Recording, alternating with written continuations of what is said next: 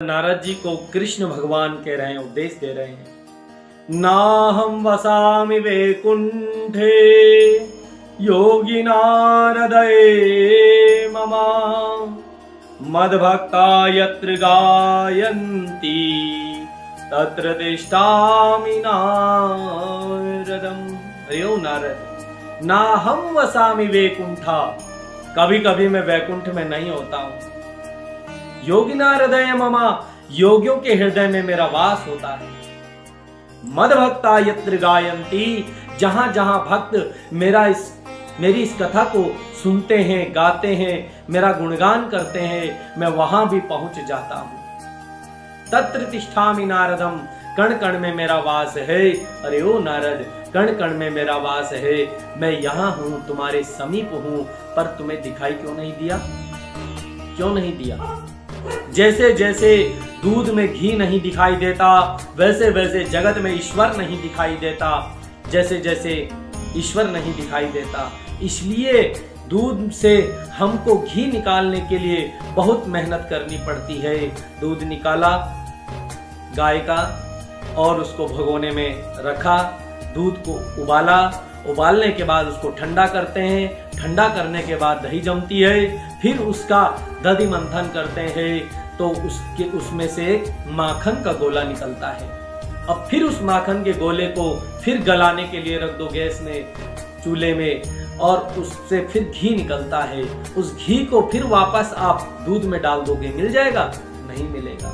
उसी प्रकार से दूध में जैसे वो घी नहीं दिखाई दिया, वैसे ही जगत में ईश्वर नहीं दिखाई देता। ईश्वर को जगत में दिखाई देने के लिए मंथन करना पड़ता है, मंथन करना पड़ता है। ईश्वर को पाने के लिए भक्ति चाहिए, भक्ति चाहिए।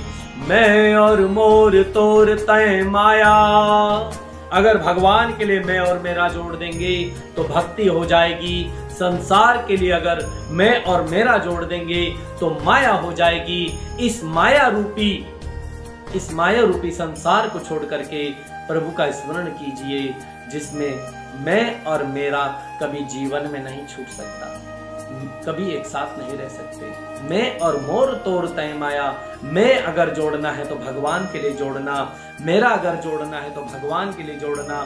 संसार के लिए जोड़ेंगे तो माया हो जाएगी, भगवान के लिए जोड़ेंगे तो भक्ति हो जाएगी। इसलिए अपने हृदय में भक्ति जगाइए, भक्ति ज्ञान और वैराग्य की तरफ हो जाइए। तत्पश्चात उसके बाद हमको कुछ नहीं करना पड़ेगा। इसलिए छल छद्म से दूर रहिए, गरीब कमजोर की सेवा कीजिए, भगवान का नाम और प्रणाम, ये दोनों बातें बताई गई हैं, बार बार बताई गई हैं ये दोनों बातें।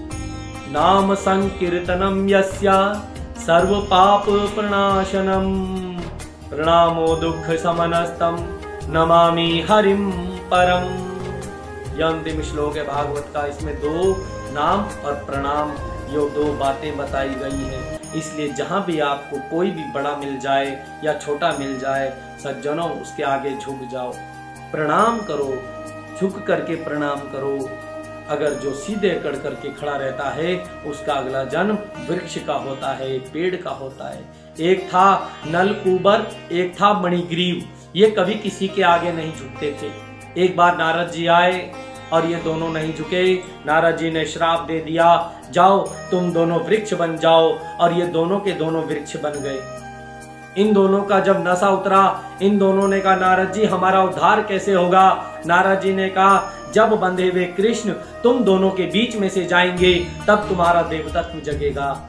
वही कृष्ण भगवान इस धरती पर आए, और कृष्ण भगवान को जिस समय यशोदा मैया ने उखल से बांध दिया था, भगवान की कमर को रस्सी से जब बांध दिया था, तो भगवान उन दोनों पेड़ों के बीच से निकले थे और वो दोनों पेड़ उखड़े और उनमें से दो देवता प्रकट हुए। बोले श्याम सुंदर भगवान की जय।